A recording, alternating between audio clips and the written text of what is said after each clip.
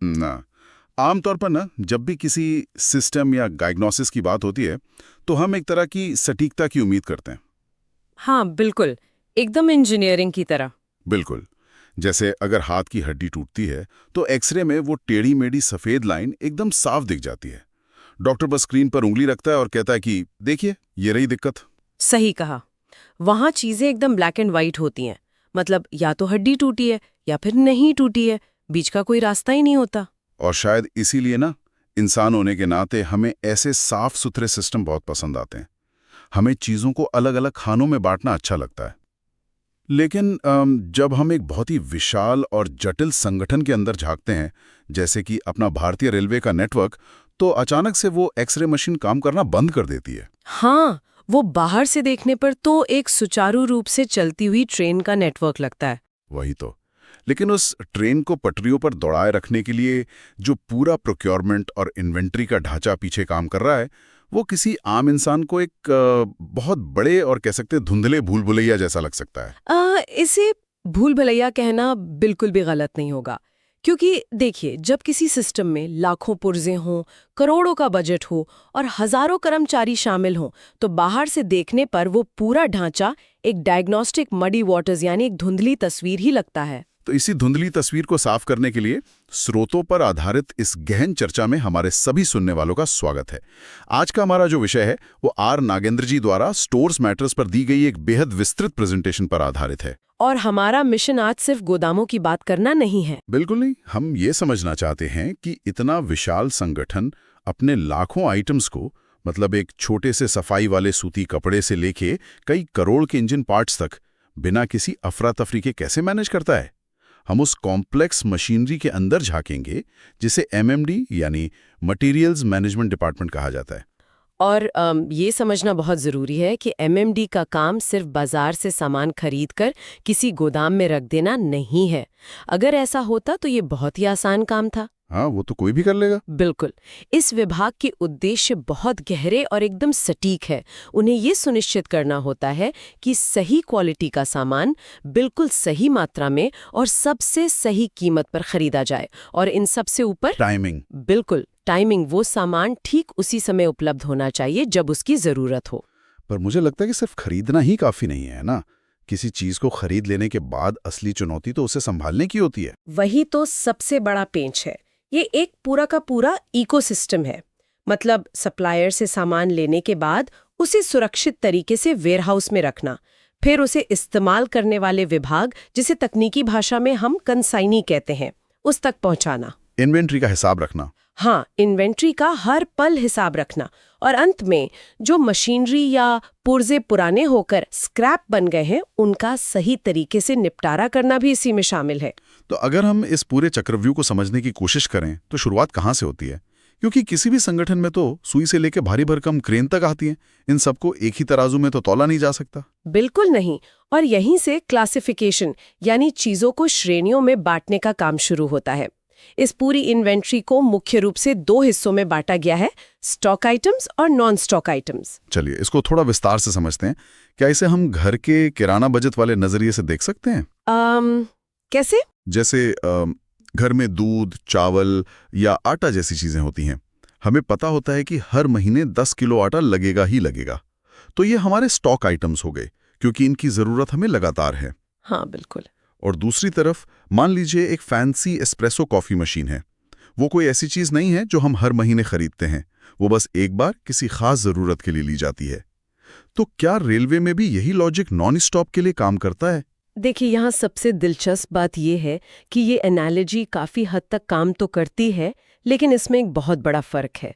घर में अगर आटा खत्म हो जाए तो आप बस पड़ोस की दुकान से ले आते हैं। हाँ, वो तो है। लेकिन रेलवे जैसे सिस्टम में अगर किसी लोकोमोटिव का कोई जरूरी स्टॉक आइटम खत्म हो जाए तो पूरी की पूरी ऑपरेशनल चेन ही रुक सकती है। बाप रे, वो तो बहुत बड़ा रिस्क है। बिल्कुल। इसलिए स्टॉक आइटम्स के लिए एक बहुत ही वैज्ञानिक तरीका अपनाया जाता है, जिसे एएसी यानी एंटिसिपेटेड एनुअल कंजम्पशन कहते हैं। एंटिसिपेटेड एनुअल कंजम्पशन मतलब ये एक तरह की भविष्यवाणी है कि पूरे साल में किसी खास पुर्जे की कितनी खपत होने वाली है। एकदम सही। अलग अलग विभाग अपने पुराने डेटा और आने वाले प्रोजेक्ट्स के आधार पर ये अनुमान लगाते हैं और इस पूरे अनुमानित स्टॉक को ट्रैक करने के लिए हर एक आइटम को एक खास पीएल नंबर या प्राइस्ड लेजर नंबर दिया जाता है। PL number? हाँ, ये नंबर उस आइटम की डिजिटल पहचान होता है। बिना पीएल नंबर के इतने बड़े सिस्टम में कोई भी पुर्जा बस एक बेनाम लोहे का टुकड़ा है। ओहो, जैसे उस पुर्जे का अपना आधार कार्ड या पासपोर्ट हो गया। मतलब अगर सिस्टम में पीएल नंबर है तभी उसकी कोई अहमियत है। बिल्कुल सही समझे। जब कोई विभाग डिमांड भेजता है तो वो इसी नंबर के आधार पर देखा जाता है कि क्या वो चीज साल भर के अनुमान यानी एएससी में पहले से शामिल है या नहीं। अच्छा, और वो मेरी फैंसी कॉफी मशीन वाली बात, यानी जो चीजें नियमित नहीं हैं, जिन्हें हम नॉन स्टॉप कह रहे हैं, उनके लिए क्या नियम है? नॉन स्टॉक आइटम्स पूरी तरह से किसी खास समय पैदा हुई जरूरत पर निर्भर करते हैं। लेकिन यहाँ सिस्टम ने बहुत होशियारी से एक नियम बनाया है ताकि लोग इसका गलत फायदा ना उठाएं। कैसे नियम? कोई भी विभाग एक वित्तीय वर्ष में किसी नॉन स्टॉक आइटम की डिमांड 2 बार से ज्यादा नहीं कर सकता। रुकिए, सिर्फ 2 बार? क्या हो अगर किसी को सच में उस मशीन या पुर्जे की तीसरी बार जरूरत पड़ जाए? मतलब कोई आपातकालीन स्थिति आ जाए तो? अगर तीसरी बार जरूरत पड़ती है तो सिस्टम वहीं अलार्म बजा देता है। अच्छा। हाँ, फिर उस विभाग को एक बहुत ही मजबूत लिखित जस्टिफिकेशन देना पड़ता है, क्योंकि तर्क बहुत सीधा है। अगर आपको कोई चीज साल में 3 या 4 बार चाहिए तो तकनीकी रूप से वो कभी कभार इस्तेमाल होने वाली चीज रही ही नहीं। अरे हाँ, ये तो मैंने सोचा ही नहीं। इसका मतलब है कि आपको उसे स्टॉक आइटम की लिस्ट में डलवाना चाहिए ताकि उसका पहले से अनुमान लगाया जा सके। ये लॉजिक तो बहुत ठोस है, लेकिन मुझे एक बात खटक रही है। क्या? इन दोनों कैटेगरीज में सामान की जिम्मेदारी आखिर होती किसकी है? क्योंकि अगर आटा खराब होता है तो घर में राशन लाने वाले की गलती मानी जाती है। और यहीं पर एमएमडी का काम करने का तरीका सबसे अलग नजर आता है। अगर आइटम स्टॉक की श्रेणी में है तो उसे मौसम से बचाना, जंग लगने से रोकने और ये ध्यान रखने की पूरी जिम्मेदारी स्टोर्स डिपार्टमेंट की होती है कि वो कहीं खत्म ना हो जाए। ठीक है। लेकिन जैसे ही बात नॉन स्टॉक आइटम्स की आती है, चीजें बदल जाती हैं। चूंकि नॉन स्टॉक आइटम किसी खास व्यक्ति या विभाग ने सिर्फ अपनी जरूरत के लिए मंगवाया है, तो जैसे ही वो सामान उन्हें डिलीवर होता है, उसकी पूरी जिम्मेदारी उसी विभाग यानी कंसाइनी की हो जाती है।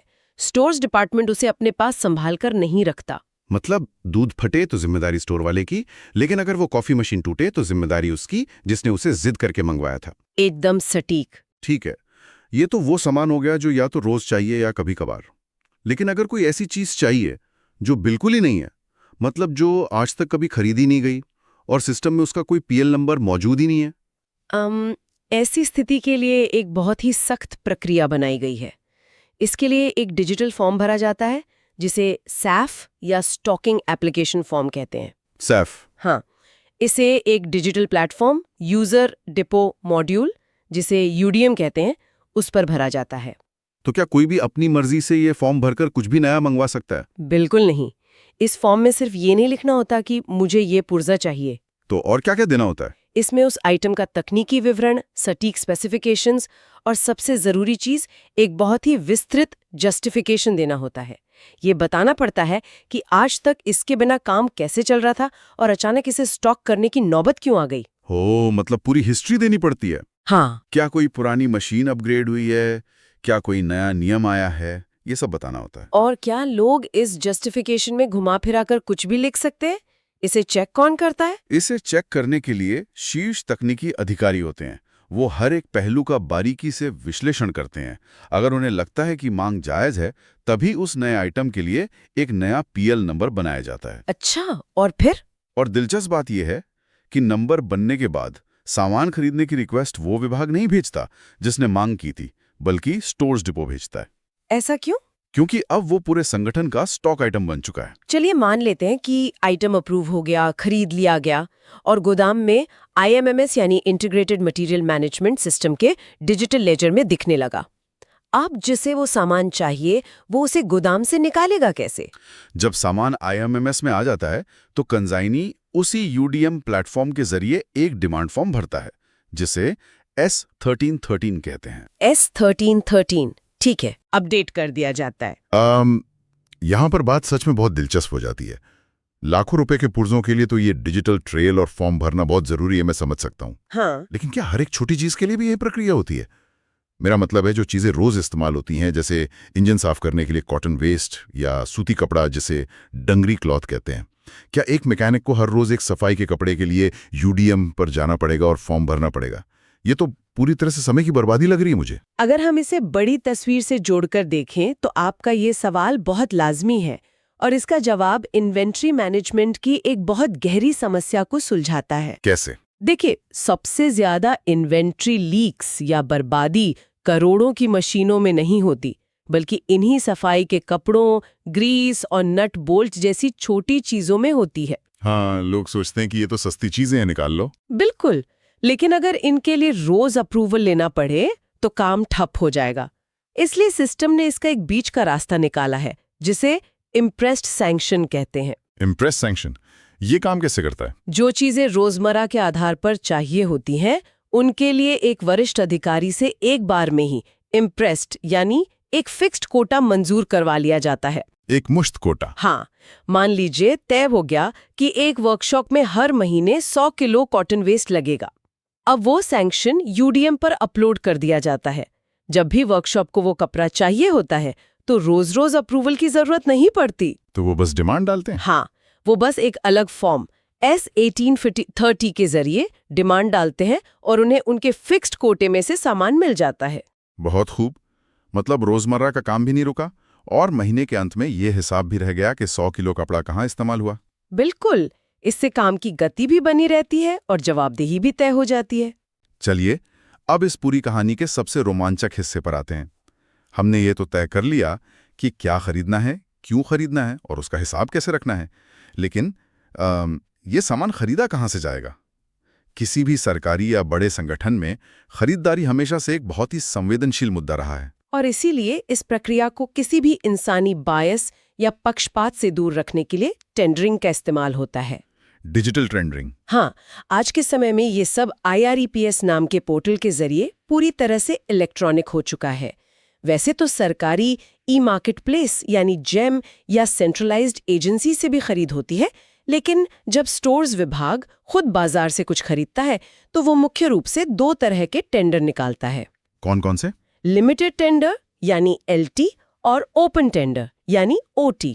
ओपन टेंडर तो नाम से समझ आ रहा है कि कोई भी आ सकता है, लेकिन लिमिटेड टेंडर क्या है? इसमें किसे बुलाया जाता है और किसे बाहर रखा जाता है? मान लीजिए आपके घर की छत टपक रही है, आपको जल्दी से जल्दी मरम्मत करवानी है। क्या आप अखबार में विज्ञापन देंगे और किसी भी अनजान ठेकेदार को घर में घुसने देंगे? बिल्कुल नहीं। मैं उन 2-3 प्लम्बर्स को फोन करूंगा जिनसे मैंने पहले काम करवाया है या जिन्हें मैं जानता हूं। लिमिटेड टेंडर ठीक यही है। यह उन खरीदारियों के लिए होता है जिनकी अनुमानित कीमत 50 लाख रुपए से कम होती है। चूंकि इसमें रफ्तार जरूरी होती है, इसलिए इसमें सार्वजनिक विज्ञापन नहीं दिया जाता। अच्छा, तो सिर्फ जाने पहचाने लोगों को बुलाते हैं? हाँ, सिस्टम में पहले से रजिस्टर्ड और परखे हुए सप्लायर्स को सीधा आमंत्रण भेजा जाता है। नियम के मुताबिक ऐसे कम से कम 3 रजिस्टर्ड फर्म्स को बुलाना जरूरी है। चूंकि ये लोग पहले से जांचे हुए हैं, इसलिए ये टेंडर बहुत तेजी से, कभी-कभी तो 1 दिन के अंदर भी खुल सकता है। क्या बात कर रहे हैं? 1 दिन में। और फिर ओपन टेंडर क्या हुआ? क्या वो अखबार में विज्ञापन वाला तरीका है? एकदम। जब सामान की कीमत 50 लाख रुपए से ज्यादा होती है या बाजार में बहुत सी नई कंपनियां हो सकती हैं जिनके बारे में आपको नहीं पता, तब ओपन टेंडर निकाला जाता है। इसमें तो बहुत तामझाम होता होगा। हाँ, इसमें देश भर के अखबारों में विज्ञापन छपता है और जानकारी सेंट्रल पब्लिक प्रोक्योरमेंट पोर्टल यानी CCP पर भी डाली जाती है। इसका मकसद है कि बाजार में जो भी सबसे अच्छी कीमत और क्वालिटी दे सके उसे मौका मिले। लेकिन इसमें तो बहुत समय लगता होगा। अनजान कंपनियों की जांच पड़ताल करना आसान तो है नहीं। बिल्कुल। इसीलिए देश के अंदर वाले ओपन टेंडर को खुलने के लिए कम से कम 21 दिन का समय दिया जाता है। और अगर किसी ऐसे पुर्जे की जरूरत है जो विदेशों से आ सकता है, तो ग्लोबल टेंडर निकाला जाता है। ग्लोबल टेंडर में कितना समय लगता है? इसमें समय सीमा 30 दिन होती है और यहाँ तक कि भारत में मौजूद विदेशी दूतावासों को भी जानकारी भेजी जाती है ताकि वो अपने देशों की कंपनियों को बता सकें। तो इन सब का आखिर क्या मतलब है? ये तो स्पीड बनाम रिस्क का एक क्लासिक उदाहरण हो गया। लिमिटेड टेंडर तेज है पर उसमें विकल्प कम है, ओपन टेंडर धीमा है पर उसमें बाजार का पूरा फायदा मिलता है। बिल्कुल सही। लेकिन अगर एक स्थिति की कल्पना करें, मान लीजिए आपने 3 प्लम्बर्स को लिमिटेड टेंडर भेजा, लेकिन उनमें से सिर्फ एक ही आया, यानी सिस्टम के पास सिर्फ सिंगल ऑफर आया, तब क्या होगा? यहीं पर सिस्टम की डिजाइन अपनी खूबसूरती दिखाती है। अगर लिमिटेड टेंडर में सिर्फ एक ही ऑफर आता है तो नियम कहता है कि उसे तुरंत रद्द करके दोबारा टेंडर यानी रीटेंडर किया जाएगा। ऐसा क्यों? अगर वो एक सप्लायर सही दाम दे रहा है तो क्या दिक्कत है? दिक्कत ये है कि लिमिटेड टेंडर में आपने बाजार के बाकी लोगों को तो आने का मौका ही नहीं दिया था। आपने सिर्फ 3 को बुलाया और उसमें से भी एक ही आया। हाँ, ये तो है। इसका मतलब है कि वहां कोई कंपटीशन हुआ ही नहीं। बिना कंपटीशन के खरीदा गया सामान हमेशा रिस्क वाला होता है। क्या इसका कोई अपवाद नहीं है? मान लीजिए कोई पुर्जा बिल्कुल अभी चाहिए वरना काम रुक जाएगा, तो क्या तब भी रिटेंडर का इंतजार करना पड़ेगा? एक अपवाद है। अगर कोई बहुत ही उच्च स्तरीय अधिकारी, जैसे कि 10 लाख से ऊपर के केस के लिए शीर्ष प्रबंधन का अधिकारी, ये लिखित में दे कि ये बहुत अर्जेंट है और इस अकेले ऑफर को स्वीकार ना करने से भारी नुकसान होगा, तभी उसे पास किया जाता है। इसे अर्जेंसी सर्टिफिकेट कहते हैं। अच्छा, और यही सिंगल ऑफर अगर ओपन टेंडर में आए तो? ये सबसे दिलचस्प बात है। ओपन टेंडर में सिंगल ऑफर को भी स्वीकार किया जा सकता है। हैं? ये तो दोहरा मापदंड हो गया। जो चीज लिमिटेड में मना है वो ओपन में पास कैसे हो गई? इसे इस तरह से भी देख सकते हैं ना। ओपन टेंडर में आपने अखबारों में विज्ञापन दिया था, आपने पूरे देश या पूरी दुनिया से कहा कि आइए और हमें ये सामान बेचे। उसके लिए 21 या 30 दिन का समय भी दिया। हाँ, मौका तो सबको मिला। बिल्कुल।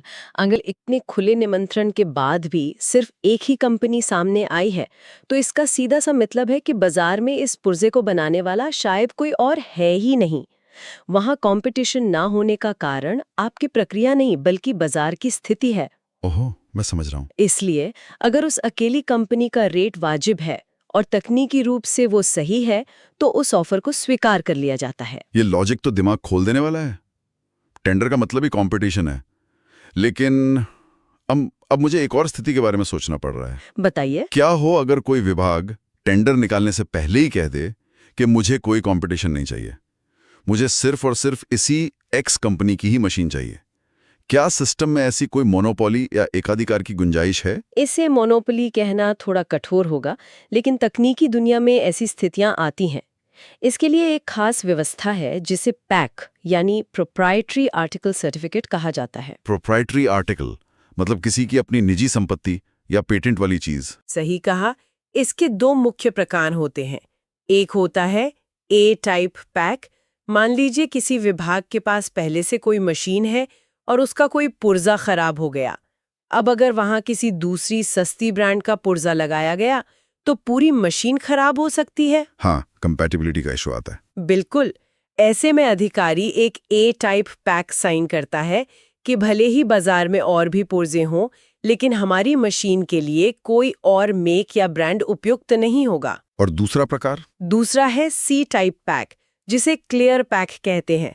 ये तब इस्तेमाल होता है जब अधिकारी पूरी जिम्मेदारी के साथ ये प्रमाणित करता है कि जिस चीज की हमें जरूरत है, पूरे बाजार में उसे बनाने या बेचने वाली सिर्फ यही एक फर्म है। मतलब उसका कोई दूसरा विकल्प मौजूद ही नहीं है। बिल्कुल।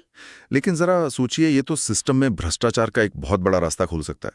अगर कंसाइनी खुद ही लिख कर दे दे कि मुझे सिर्फ इसी कंपनी का सामान चाहिए, तो वो तो अपने किसी भी पहचान वाले सप्लायर को करोड़ों का ठेका दिलवा सकता है। आपकी ये चिंता बिल्कुल सही है और सिस्टम को बनाने वालों ने भी इस खतरे को भांप लिया था। इससे एक जरूरी सवाल खड़ा होता है कि जब पैक किसी एक फर्म को मोनोपोली देता है तो इसे कंट्रोल कैसे करें? हाँ, कैसे करते हैं? इसीलिए पैक को अप्रूव करने का अधिकार किसी एक व्यक्ति के हाथ में नहीं छोड़ा गया है। इसके लिए एक बहुत ही सख्त पदानुक्रम यानी हायरार्की बनाई गई है। इसे वित्तीय शक्तियों के आधार पर बांटा गया है। मतलब कीमत के हिसाब से अधिकारी का स्तर तय होता है? एकदम। अगर मामला केवल 75,000 रुपए तक का है तो एक जूनियर अधिकारी उस पैक को प्रमाणित कर सकता है। अगर कीमत 15 लाख तक जाती है तो फाइल मध्य स्तरीय प्रबंधन के पास जाती है। और उससे ऊपर? और अगर कोई पैक 25 लाख रुपए से ऊपर का है तो उसे प्रमाणित करने का अधिकार सिर्फ और सिर्फ पूरे विभाग के प्रमुख यानी एचओडी को होता है। वाह, ये बेहतरीन डिजाइन है। जैसे जैसे वित्तीय जोखिम और एकाधिकार का खतरा बढ़ता है, सिस्टम उस फैसले की जवाबदेही उतने ही बड़े अधिकारी के कंधों पर डाल देता है। कोई भी छोटा अधिकारी अपने स्तर पर करोड़ों का मोनोपोली ठेका नहीं दे सकता। यही इस पूरे ढांचे की सफलता का राज है। ये नियम सिर्फ कागजी कार्रवाई बढ़ाने के लिए नहीं बनाए गए हैं। ये करप्शन को रोकने, मोनोपोली को कंट्रोल करने और वित्तीय अनुशासन बनाए रखने का एक बेहद कड़ा और वैज्ञानिक तरीका है। तो अगर हम इस पूरी चर्चा को समेटे तो एक बात बिल्कुल साफ हो जाती है। एक छोटे से डंगरी क्लॉथ या कॉटन वेस्ट की डिमांड से लेकर विदेशों से आने वाले करोड़ों के पार्ट्स के लिए निकाले गए ग्लोबल टेंडर तक, सब कुछ एक बहुत ही कड़े और व्यवस्थित सिस्टम के थ्रू फ्लो करता है। बिल्कुल। एमएमडी, यूडीएम पर भरे जाने वाले फॉर्म, टेंडर के नियम, पैक की हायरार्की, ये सारे शब्द और प्रक्रियाएं सुनने में भले ही किसी बोरिंग सरकारी नियमावली जैसे लगें, पर असल में ये एक ऐसी भाषा है जो अरबों डॉलर के मटेरियल को सुरक्षित रखती हैं और किसी भी बड़े संगठन को ढहने से बचाती हैं। और ये सिर्फ रेलवे तक सीमित नहीं है। ये इस बात का बेहतरीन उदाहरण है कि किसी भी व्यवसाय या संगठन में, चाहे वो छोटा हो या बड़ा, व्यवस्था कैसे बनाई जाती है। इन्वेंट्री मैनेजमेंट और प्रोसेस डॉक्यूमेंटेशन किस तरह से एक पूर्ण अराजकता को कंट्रोल में लाते हैं। सही कहा। ये समझना कि कौन सी चीज कब स्टॉक की जाए, कब लिमिटेड टेंडर का इस्तेमाल कर समय बचाया जाए और कब एकाधिकार को रोका जाए, ये किसी भी ऑपरेशन को सुचारू रूप से चलाने का सबसे जरूरी कौशल है। बिल्कुल। आज की इस चर्चा ने चीजों को देखने का नजरिया सच में बदल दिया है कि कैसे एक पूरा इकोसिस्टम काम करता है। लेकिन इस चर्चा को खत्म करने से पहले मैं सुनने वालों के लिए एक विचार छोड़ना चाहता हूँ। जी बिल्कुल। आज हमने देखा कि इन्वेंट्री चेक करने से लेकर S113 या सैप जैसे फॉर्म भरने तक सब कुछ यूडीएम और आईएमएस जैसे प्लेटफॉर्म्स पर पूरी तरह से डिजिटल और ट्रैक करने लायक हो चुका है। हाँ, एकदम ट्रांसपेरेंट। तो क्या आने वाले भविष्य में ऐसा हो सकता है कि ये पूरा प्रोक्योरमेंट और टेंडरिंग का काम किसी एआई यानी आर्टिफिशियल इंटेलिजेंस के हाथ में चला जाए? सोचिए, एक ऐसा एआई सिस्टम जो किसी इंसान के जस्टिफिकेशन का इंतजार किए बिना पुराने डेटा के आधार पर खुद तय कर ले कि कौन सा आइटम स्टॉक में जाना चाहिए। ये तो बहुत ही क्रांतिकारी सोच है ना? जो बिना किसी इंसानी पक्षपात के खुद टेंडर के नियम लागू करे, खुद ये भांप ले कि कब लिमिटेड टेंडर में कंपटीशन कम था और कब किसी पैक का दावा झूठा हो सकता है। क्या वो एआई इस प्रक्रिया को पूरी तरह से भ्रष्टाचार मुक्त और तेज बना देगा, या फिर वो कुछ ऐसी तकनीकी लूप होल्स या गलतियां पैदा करेगा जिन्हें सुलझाने के लिए हमें फिर से इंसानी दिमाग और इसी कागजी प्रक्रिया की तरफ लौटना पड़ेगा? ये सच में सोचने वाली बात है। तो आप सब इस बारे में जरूर विचार कीजिएगा। इसी के साथ हम आज की ये गहरी चर्चा यहीं समाप्त करते हैं।